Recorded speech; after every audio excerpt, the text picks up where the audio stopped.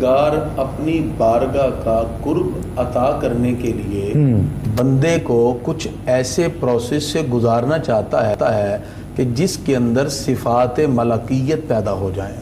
جیسے فرشتے کھانے پینے سے محفوظ ہیں، پروردگار کی عبادت میں لگے رہتے ہیں، انسان خواہشات نفسانی میں بھی رہتا ہے، اس کو رزق اور کھانے پینے کی طلب بھی ہوتی ہے، وہ اپنے خواہشات نفسانی کے معاملات کے اندر اس کی تکمیل کے لیے کچھ نہ کچھ ریسورس کا استعمال بھی کرتا ہے. تو پروردگار یہ چاہتا ہے کہ اے انسان، تجھے جو لباس بشر میں بھیجا، پھر کچھ خواہشات نفسانی سے تجھے جوڑا، تو کچھ عرصہ ذرا ان کھانے پینے اور اپنی ان آسائشوں سے ہٹ کر کچھ دیر صفات ملکیت سے متصف ہو کر تو دیکھ کہ میں تجھے اپنی بارگاہ کا کیسا قرب عطا فرماتا ہوں. سبحان اللہ. تو معرفت الہی کے جذبات پھر اسی شخص کو نصیب ہوتے ہیں جو اپنی خواہشات نفسانی کو ترک کر کے اپنے رب کی رضا کے لیے اپنی ان ساری چیزوں کو چھوڑ دیتا ہے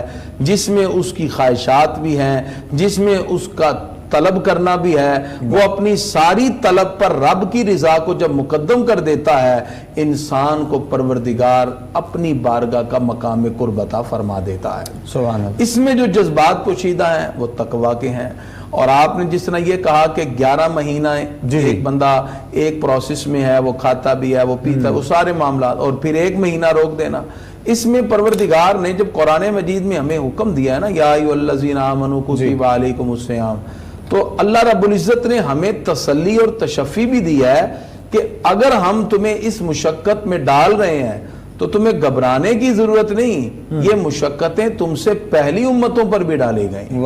کما کتب علیکم، جیسے کہ اللہ فرماتا ہے یا ایھا الذین آمنوا کتب علیکم الصیام کما کتب علی الذین من قبلکم، اے ایمان والو تم پر روزے فرض کیے گئے جیسے تم سے پہلے لوگوں پہ فرض کیے گئے. یا اللہ اس کا مقصد کیا ہے، کس لیے اس پروسیس سے گزارا جا رہا ہے؟ فرمایا لعلکم تتقون، تاکہ تقوی کی دولت تمہارے دل میں پیدا ہو جائے، اللہ کا خوف اور خشیت تمہارے دل میں پیدا ہو جائے. خوف اور ڈر کی بھی کئی کیفیات ہیں. ایک ہے جیسے بندہ کسی سے ڈرتا ہے، گھبراتا ہے، یہاں وہ ڈر نہیں ہے، یہ وہ خوف خدا ہے، وہ خشیت الہی ہے جس میں شفقت کے جذبات بھی ہیں، جس میں امید کے جذبات بھی ہیں. بندہ اللہ رب العزت سے امید رکھتا ہے کہ پروردگار اس کی خطاؤں کو معاف فرمائے گا. اور پھر یہ جو آپ بات کر رہے ہیں، ایک خوف کی بہت زیادہ کیفیات ہیں جس نے آپ نے بیان کیا ہے. اور یہ جو سوال میں نے کیا 11 مہینے کے اعتبار سے، یہ کرنے کا بھی مقصد یہی تھا کہ بہت سی ایسی چیزیں، بہت سے ایسے کام جو بندہ 11 مہینے تو کرتا ہے لیکن آنے والے ماہ مبارک میں چھوڑ دیتا ہے، اس انداز میں چھوڑتا ہے کہ رب کی بارگاہ میں کوئی پکڑ نہ ہو جائے، کوئی ایسا مسئلہ نہ ہو جائے.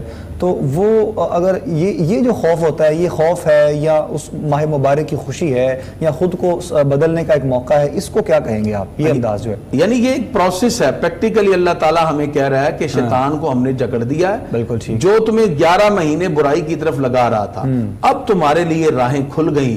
تم جس طرح جبین نیاز کو جھکا کے اپنے رب کو منا سکتے ہو، تمہیں چاہیے اپنے رب کو منانا شروع ہو جاؤ.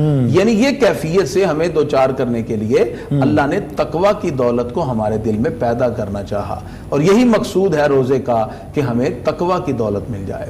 پہلی امتوں میں بھی، اور خاص طور پہ اللہ تعالیٰ نے اس امت میں وہ ساری فضیلتیں جمع کر دی جو پہلی امتوں میں تھی. حضرت آدم علیہ السلام کی امت پہ بھی روزہ فرض تھا، باقی انبیاء کرام بھی روزہ رکھتے رہے. اب وہ ساری کیفیتیں اسلام میں بھی ہیں. اسلام میں پہلے 10 محرم کا روزہ فرض ہوتا ہے، اس کے بعد ایام بید میں 13، 14، 15 ہر مہینے کی پھر روزہ فرض کیا جاتا ہے. دوسرا پروسیس تھا. اس کے بعد پھر یہ بھی ختم ہوا، رمضان کے روزے تیسری کنڈیشن میں فرض ہوئے، اختیار دے دیا. چوتھی کنڈیشن میں کہا رکھنا لازم ہے، لیکن جب تک کھا سکتے ہو جاگتے ہوئے کھا لو، سو گئے تو نہیں. اس کے بعد 5ویں کنڈیشن میں کہا جب تک چاہو رات کو کھا بھی سکتے ہو، صبح تک سحری کرو، سونے کے بعد اٹھ کے بھی کھا سکتے ہو.